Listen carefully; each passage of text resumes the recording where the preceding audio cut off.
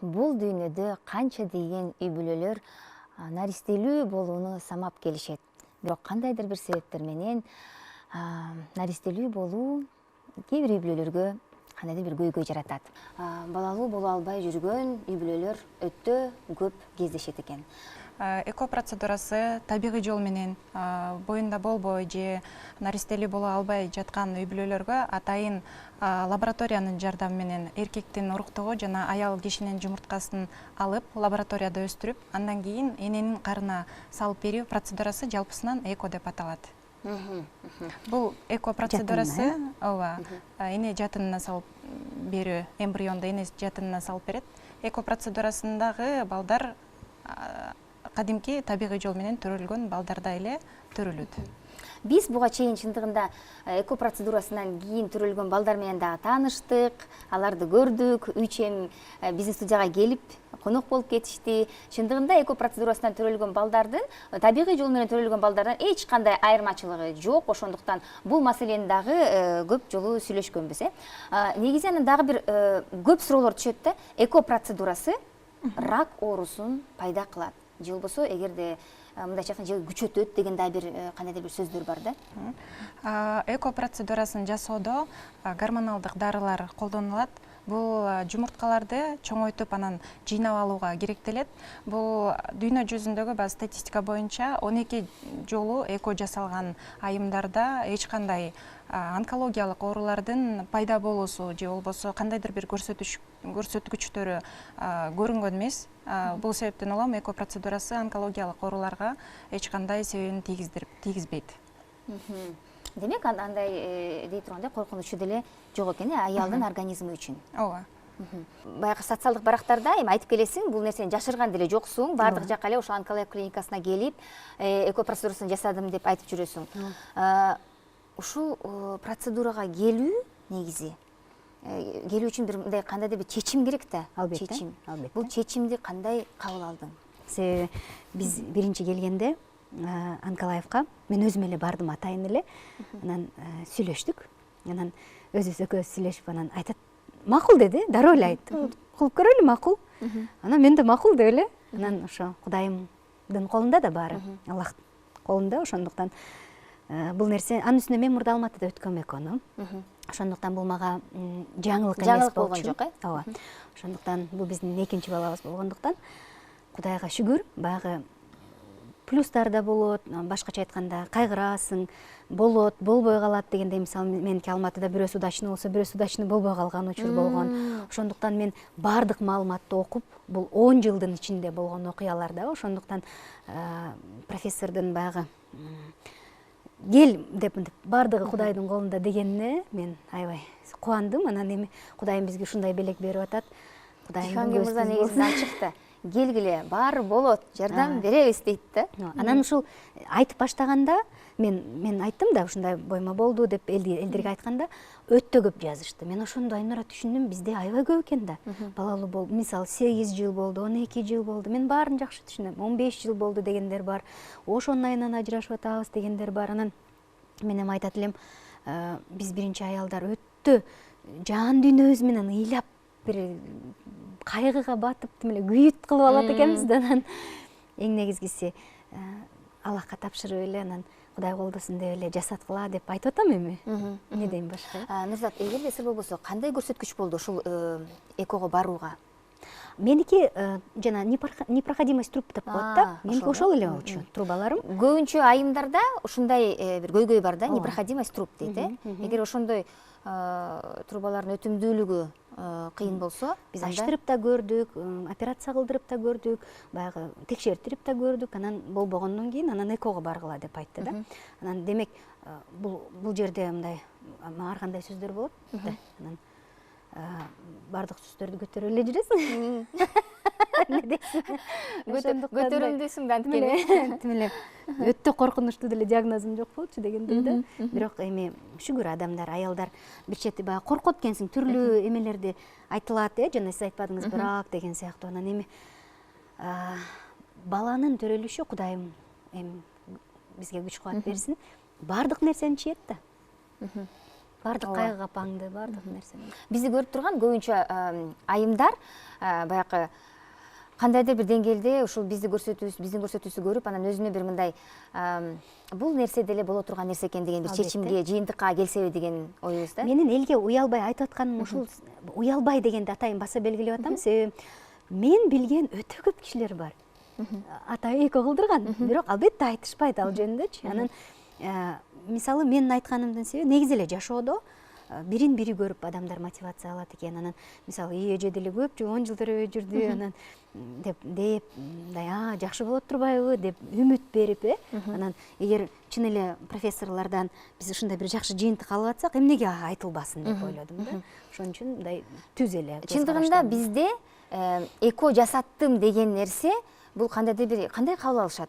Бул уят нерсе кабыл алабы же экодон төрөлгөн баласы башкача болуп калабы деп карашат го дейм. Башкача. Мындай балким бирок азыр көнүп калышты. Балким мындан 10 жыл мурун болсо мынтип карап, жакшы эле бала экен баласы деп карагандыр да. Биз эми укмушпуз го. Биз буга чейин дагы бир белгилүү алып баруучу Гүлжайна Атаканова келип кетти. Ал дагы ушундай мына мен деген жасатып эле баарыңар жасаткыла, болбой атса жасаткыла, баарыңарды мынакей ушу келгиле деп аябай жакшы айтып кетти эле да. Чындыгында бул уялбай айтуу мына эми ушул клиникадан жасаттым. Бул деле болсо эми баягы мындайча табигый эле нерсе. Албетте. Табигый эле нерсе. Болгону кандайдыр бир азыр медициналык технологиялардын өнүгүүсүнө жараша ошого бир кандайдыр бир кыйынчылыктар болуп калса, бир жардам да, жардам. Эко болмасайды не япарды? Болбосо деле жүрөт элек да, эко болбосочу, элестетсеңиз. Анда канчалаган аялдардын төрөгөн мүмкүнчүлүгү жок калмак, ошол трубаларынын эле айынан, Демек, медицинанын өнүгүшү бул аябай жакшы мүмкүнчүлүктөрдү ачып берип атат да. Мырза, чоң рахмат. Жихангир мырза, эконун мындай ийгиликтүү болушу үчүн кошумча эмнелерди кылыш керек? Эко ийгиликтүү кылып аякташ үчүн. Негизи эко процедурасынын алгач ийгиликтүү өтүшү үчүн бардык нерсени даярдоодон баштайбыз. Даярдоодо эң алгач процедурага керектүү болгон эненин жумуртка уруктугу жана ошондой эле атанын, эркек кишинин уруктугун эң жакшы сапаттагыны топтоп алышыбыз керек. Ал үчүн алгач биз пациенттерди даярдап жатканда эле керектүү витаминдерди беребиз. Сапаттуу уруктарды жыйнап алыш үчүн. Андан кийин жакшы жанагындай подсадка салып берип атпайбызбы? Ошол убакытта мыкты УЗИ, ультраүндү көрсөткүч деп коебуз го. Ошол УЗИ керек болот. Андан сырткары подсадка болгондон кийин ХКЧ анализин тапшырышат. Ошол анализге чейин ар бир пациент өзүнүн ичкен жеген тамагына чейин, дарыларына чейин өзүнө аябай жакшы караш керек. Бул дагы өтө маанилүү этаптардын бири. Бул убакта ийгиликтүү процедуранын жыйынтыгына жетише алабыз. Bir de çok önemli bir teknolojik avantajımız var. Bu embriyo oluştuktan sonra etrafındaki kabuk bazen kalın olabiliyor. Biz bu kabuğu inceltmek için lazerle inceltme yapıyoruz. Bu çok önemli. Bu lazer her yerde yok. Böyle çok pahalı bir aygıt ama ben bunu Bişkek'teki laboratuvarımıza getirdim. O lazerle kabuğu inceltince rahmi daha kolay tutunuyor. Ve başarı oranımızı da arttırıyor. Bu embriyonun sırtında kabukça bolot. Al kabukçanın sırtı kançalık kalın болсо, биз ошол кабыкчаны лазердин жардамы аркылуу ичкертебиз. Бул ичкерген убакытта эненин карынына салганда жакшы тутуп калат. Ошого жардам берет. Бул лазер негизи өтө кымбат турат. Кымбаттыгына карабай, ийгиликтүү процедураны өтүш үчүн атайын Кыргызстанга алып келгем. Азыр ай сайын Анкалаев клиникасында статистикаңыздарды айтсаңыздар, ийгиликтүү эко процедуралары канча ийгиликтүү эко процедуралар өтүүдө? Бул эко процедурасынын ийгиликтүү өтүүсү үчүн биз экиге бөлүп алабыз дейт. Алгачкы биринчи айда жасаткан эле процедурадагы, мисалы, эмбрионду жаратып алабыз, түйүлдүк, эненин атанын уруктуктары менен түйүлдүк жаратып алгандан кийин, аны ошол эле айда эненин карынына салып берсек, 100дөн 40% ийгиликке ашат. Эгерде ошол эле айда болсо, ошол эле айда болсо, эгерде ошол эле эмбрионду тоңдуруп коюп 2 айдан кийин же 3 айдан кийин тоңдурулгандан кийинки эмбрион бул дагы шансты көбөйтөт. 100дөн 70%га чейин көтөрөт ийгиликтүүлүктү. Бирок суроң бир айда келген аялдардын канчасынын боюнда болот деген. Келен ханымлар бир айда 50 ханым олурса, Kaç başarılı oluyor? Ne? Klinikada. Bir ayda yaptıran hastaların ne kadar olumlu sonuç alacak, ne kadar olumsuz? %55 civarında olumlu sonuçlar. %55. Жүздөн 55% 55%. ийгиликтүү процедура. Демек жарымысынан көбү Ооба. оны бүтүрүп кетишет экен да. %100 garanti yok. Мисалы кээде мага жазышат да, ооба Анкалаевка бардым, меники болбой калды депчи. Болот деген нерсе жок да. Ошол эле Турцияда дагы болдум мен. Бардык процедураларды өттүм. Алматыда дагы болдум. Анан албетте ал жака эч нерсе деп айта албайсың да. Башында эле бул болушу дагы мүмкүн, болбошу дагы мүмкүн депчи. Ошон үчүн дагы бир жолу баягы жараткандын колунда экендигин айткыбыз келет да. Ошондуктан кыздар эгер чын эле болбой кала турган болсо, эч коркпостон, Аллахтан үмүтүңөрдү үзбөстөн дагы жасаткыла деп айтат элем да. Кээ бирөөнүкү 3-чүдө болот экен, кээ бирөөнүкү 4-чүдө болот экен. Мисалы мен жеке тааныган бир эжени билем, 7-чиде болот экен. Ого, 12 жыл 7 ирет жасагандар бою бар. экууга баргандар, Көрдүңүздөрбү?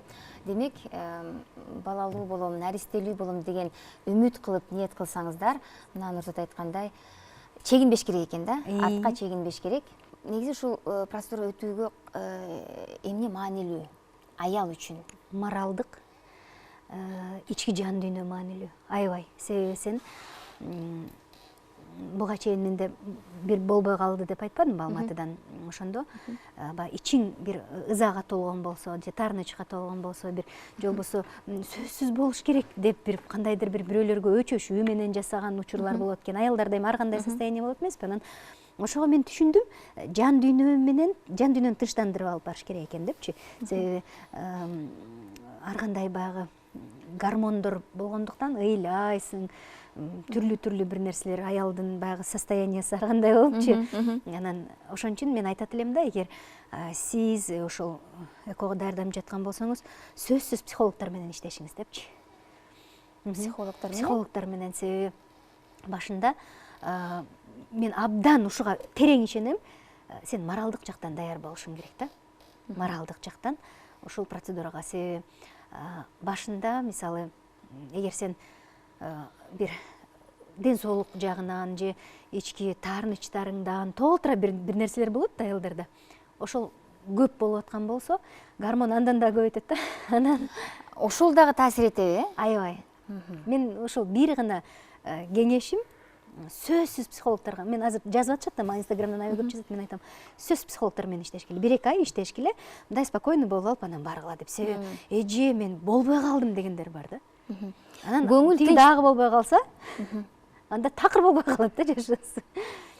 көңүлдүн тынч болуш керек экен да, көңүл тынч, моралдык жактан мындай кандай же ошол нерсеге бир аз кайдыгер караш керекпи, таптакыр үйрүлүп түшүп албай. Ушундай го, негизи бир нерседен эмнеге жабышсаң качат го. Анан баягы обесценивать этип атпайсыңбы ошол идеянын өзүнчү. Ошол дагы болот. Ошол дагы болот. Себеби күнү түнү ыйлап атып баргандар бар да. Анан болобу, болбой калабы деген тынчсыздануу дагы, себеби башында подсадкадан кийин сен жатышың керек болот. 14 күн, эң узак күндөр. Өтпөйт. Анан ошол учурда ыйлап, сыктап, эгер бир нерселерди кыла бере турган болсоң, анда болбой калышы мүмкүн. Өзгөчө чуркап жүргөн адамга негизи эле кыйын болуш керек, жатып ошол нерсени күтүү, эмоционалдык жактан да туруктуу болуш керек экен да. Буга келесиң да. Мындай болот кантип курчуду деген бар го. Аягында төө болуп каласың да. Акырындык менен болот экен да. Жихангер мырза, мисалы эко процедурасы эгерде болбой кала турган болсо, аял киши канча жолу ошол процедура кылганга мүмкүнчүлүгү бар? Негизи 30 жаштагы айымдарга чейин биз 6 жолу эко процедурасын жасаганга мүмкүн дейт. Эгерде 6 жолу тең болбосо, анда биз процедуралардын арасында башка дагы ыкмаларды колдонушубуз керек дейт. Мисалы, изилдөө, генетикалык жактан болобу, изилдөөлөрдү колдонуш керек. Эмне себептен бул болбой жатат? Балким генетикалык жактан кандайдыр бир аномалия болуп калышы мүмкүн да. Же болбосо, мисалы 40 жаштагы, 45 жаштагы айымдар келсе, бул процедураны жасатса, дароо башка ыкманы дагы карап көрүшүбүз керек. Анткени айымдардын 35-36 жаштан кийин энелик жумуртка резерви азайып баштайт. Ошол себептен улам 40 жашка таяп калган айымдарда дээрлик жумуртка уруктугу резерви жок калышы мүмкүн. Мындай учурда балким донордук база аркылуу балалуу болууга мүмкүнчүлүгү бар чыгар. Ошол себептен донорду сунуштайбыз. Ama bu kişiye göre değişiyor. Yani 36 yaşında yumurtası hiç olmayabiliyor. Ama dün bir hasta geldi 48 yaşında 5 yumurtası var. Yani kişiye göre değişen bir şey. Бул ар бир пациенттин организмине, жаш курагына жараша өзгөрөт. Мисалы 36 жаштагы айымдын бир дагы резерви уруктугу жок болушу болуп чыга келет. Ал эми кече келген пациентте 48 жашында 5 жумуртка резерви бар ар бир экени көрүндү. организм Индивидуалдуу. Эгерде 1-2 жылдын ичинде мындай процедураларды жасап, эгерде күткөн жыйынтыкка жетпесе, анда тийиштүү баягы изилдөөлөргө, врачтарга сөзсүз көрүнүшү керек. Көбүнчө эми аялдарда ушу жатын түтүктөрүнүн бүтүлүп калышы деген көйгөй жаралат экен да. Көп эле аялдардан угуп жүрөбүз. Анан бул көйгөй эмнеден улам пайда болот? Бул жатын түтүкчөлөрүнүн бекип калышына биринчиден инфекциялык оорулар себеп болот. Бул Кыргызстан боюнча негизи ошол түтүкчөлөрдүн бекип калышы абдан көп кездештирип жатам дейт. Буга хламидия ар кандай жана инфекциялык оорулар бар го, ошолор эң негизги себеп болот дейт. Бул жерде жыныстык жактан жуккан ооруларга көп көңүл коштук кылып коюу бар экен дейт.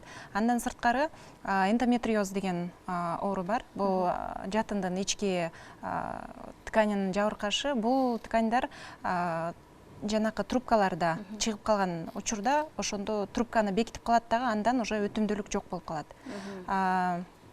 Үчүнчүсүнө эмне дедиңиз? Tüp ameliyat sırasında tüpler Операция. kapatılıyor. Эгерде ошол айым канча бир операцияны баштан өткөрсө, же болбосо биз жанакы киста сыяктуу, кесарево сыяктуу операция өткөндө спайка болуп калышы мүмкүн, же болбосо трубаларды атайын жаап коюшу мүмкүн. Ошол себептен улам түтүкчөлөр өтүмдүүлүгү жок болуп калат. Булар себеп болот. Ушул себептерден негизи чындыгында көп кездештирем да, ушул аялдарда ушул көйгөй бар Анын экен. үстүнө суук тийүү дегендер бар. Воспаление, анын бардыгы. Негизи эле айымдар өзүн караш керек да. Анан биз ушу карабай атпайбызбы? Деген маселени дагы көтөрүп коелу. Кытайлар тиги курсакты ачкан кийимдерди чыгарып анан баары кийип дегендей да. Ошонун баары эле эмне үчүн мурда көптөрүшчү? Дайыма көйнөктүн астынан ыштан кийип, жылуу жүрүшүп, бизде азыр жылуу жүрбөйт, тескерисинче джинсыларды кийип атышат. Ал джинсы деле жатындын чоңоюшуна, кан айлануу системасына, анан эң негизгиси жылуулукка, буттан кирген суук жеңил жүргөндүктөн да. Нурзат, азыр эми мисалы айтып атпайсыңбы? Уялбай эле, ачык айкын айтып эле, эко менен мына балалуу болгон жатам деп. Бирок тууган туушкандар, мисалы, алар кандай кабыл алды? Ошол эле учурда жолдошуң кандай кабыл алды? Мисалы, бул деле бир кандайдыр бир ушунчалык бир жоопкерчиликтүү чечим да. Элдер кандай деп айтышты, мисалы? Биз жолдошума мен айткам, балалуу болсок, эко аркылуу балалуу болобуз дегенде эч кандай маселе жаралбайт деген да. Туугандарым мен кандай учурда балалуу болсом дагы бардыгына кубанат да. Жакын адамдардын жакындыгы ошондон деп билем. Кийинки мисалы, кийинки пландарда эко жасатуу дагы планда барбы? Gele bilirim değil mi? Birçok kere. Bir kere gelebilir miyim? 6 defa gelebilir. Evet. Buyursa ушул Анкалаевтан 6 балалуу болоюн деп ойлоп атам. Деген пландарым бар дегенде. Буйрса, Кудайым. Негизи баягы бир клиникада эле жасай берүү болобу эко процедурасын? Айтып коюшат го, бир клиника болбой калса, анда алмаштырыш керек дегенде. Же бир клиникада эле тескерисинче бир клиникада жасаш керекпи дегеним да. Профессор айтат, мен билген эле Түркияда мисалы бир апталык курстарды окуп алып же квалификация кылып алып эле, анан дароо эко клиникасын ачып, бул процедураны жасап жүргөндөр бар дейт. Профессор өзү 30 жылдан бери ушул ишти аркалап келет. Эко багыты боюнча тагыраагы 25 жылдан бери. Бул тажрыйба дагы көрсөтүп турат. 1 апталык менен 30 жылдык тажрыйбанын натыйжасы кандай болор экеничи. Ошол себептен улам андан сырткары лабораториялар дагы өтө маанилүү. Лабораторияда иштеген биологдор, ошол эле түйүлдүктү жаратып аткан эмбриологдордун дагы бул жерде салымы өтө чоң. Анткени ооба, биологдордун мисалы тажрыйбасы дагы өтө маанилүү болуп жатпайбы? Кээде жумурткаларды мисалы уруктуктарды да микроскоп алдында жасап аткан учурда балким колу титиреп жумуртканы жарып алышы мүмкүн дейт. Бул жерде кылдат мамиле жасаш керек да, өтө назик уруктуктар болгондугу үчүн кылдат мамиле жасоо эмбриологдордун натыйжасы тажрыйбасынын натыйжасында ийгиликтүү болот. Ооба. Кудайым буйрса аман эсен көз жарып алып, Наристең менен биздин студияда дагы бир конок болуп отуруп кетишиңди Кудайдан тилейбиз биз дагы. Андыктан Жихангир мырза, сизге дагы чоң рахмат. Биздин көрүүчүлөр биз менен болгондугу үчүн силерге да чоң рахмат. Сөзсүз түрдө кандайдыр көйгөйлөр болсо клиникага кайрылыңыздар. Көрүшкөнчө сак саламатта болуңуздар демекчибиз.